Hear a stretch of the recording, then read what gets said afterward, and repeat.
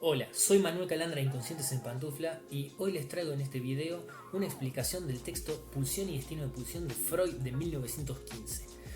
Particularmente antes de hacer pautas, consideraciones o explicaciones con respecto al texto mencionado, vamos a hacer una historización particularmente centrarnos en tres momentos fundamentales en la obra de Freud donde hace grandes desarrollos teóricos con respecto a la pulsión.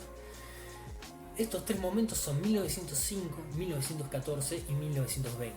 Correspondiente a cada año le adjudicaremos un texto. En este caso, 1905 con 3 ensayos sobre una teoría sexual donde daría por primera vez una definición acabada de pulsión. En este caso la definiría como una agencia representante psíquico de una fuente de estímulos intrasomática en continuo fluir.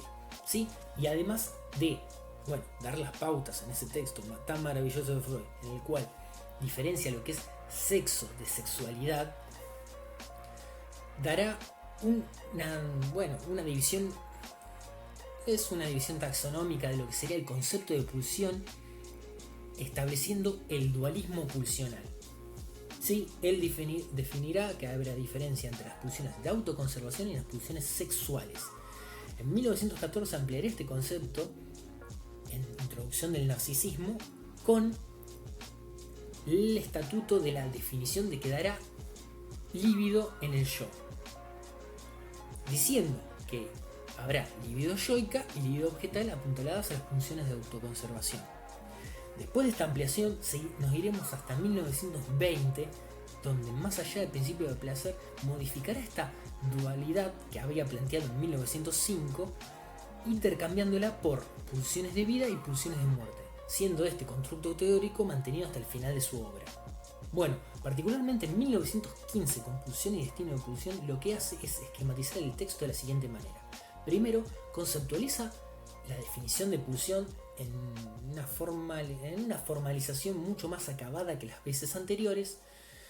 Diferencia lo que sería el estímulo o el estímulo fisiológico del estímulo pulsional, daría los 4 elementos de la pulsión, los 4 destinos de la pulsión, y en base a su estudio sobre el narcisismo previamente, con todas las teorizaciones que había planteado en el texto Introducción del Narcisismo, recordemos, de 1914, dará las 3 polaridades que direccionarían la vida afectiva de los humanos.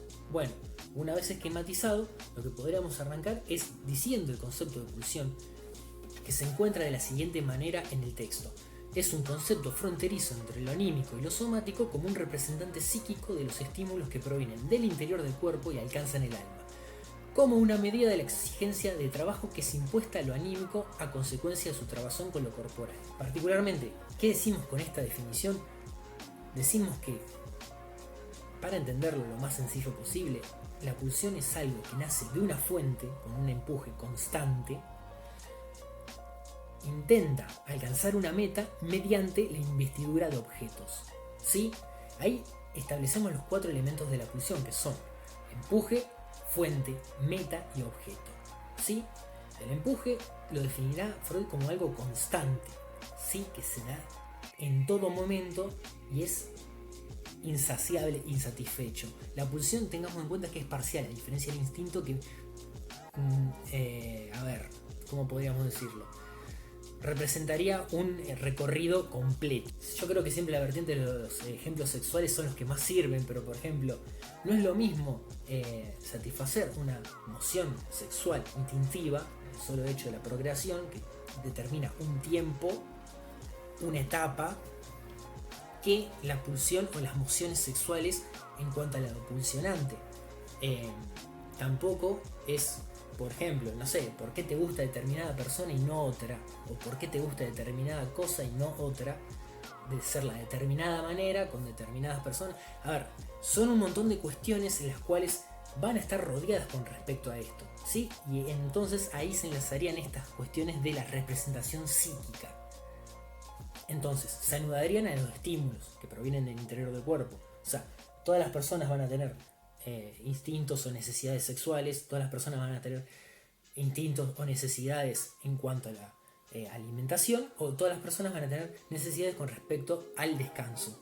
pero en todas aparecen cuestiones como el sueño, cuestiones como todo lo que sería la novela con respecto a la sexualidad y cuestiones de cómo sería el ritual de la alimentación, cosa muy particular entre humanos. Una vez definidos estos elementos, en base a la relación con esa definición de pulsión, lo que podríamos decir nosotros es qué pasa con los destinos de la pulsión. Freud distingue 4: la represión, la sublimación, el trastorno en lo contrario y la vuelta hacia la propia persona.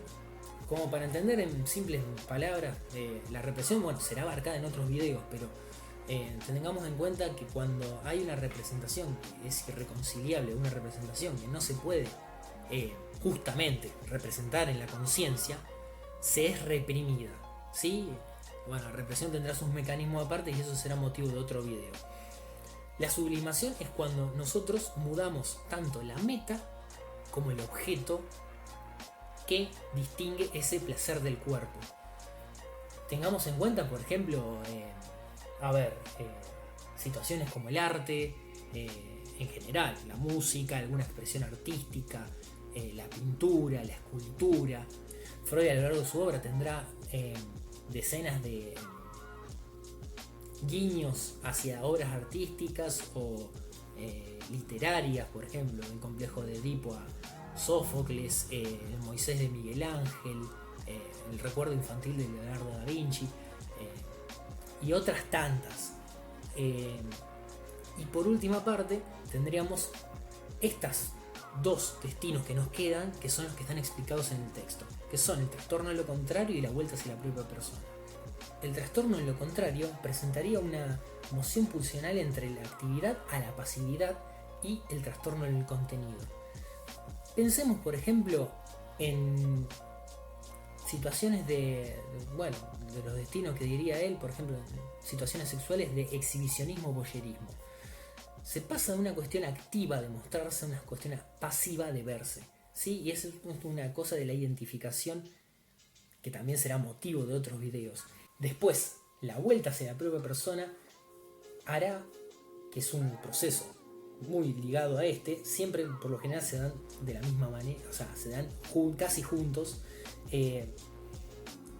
Se nos hace comprensible, por ejemplo, teniendo en cuenta el caso del masoquismo, ¿sí? Freud lo que dirá, por ejemplo, dando en el texto, da 3 tiempos, con este ejemplo, considerando que el masoquismo es un sadismo devenido autónomo. ¿Qué hace Freud en este caso? Observa que en el punto A dirá que el sadismo se ve en otra persona, es ejercicio de fuerza. En el punto B se fantasearía que ese sadismo devenido autónomo se convertiría en masoquismo. Entonces, el objeto a ser sádico sería el propio cuerpo. Y en el punto C se buscaría como nuevo objeto un objeto ajeno, en tanto ese objeto actúe como sujeto. Esa vuelta hacia la propia persona reinvestigará a otros. Por último, él dará las 3 modalidades del amor con respecto a un estudio acabado del narcisismo que habíamos nombrado. Eso también será parte de análisis y desarrollo ulterior en otro texto y en otro video.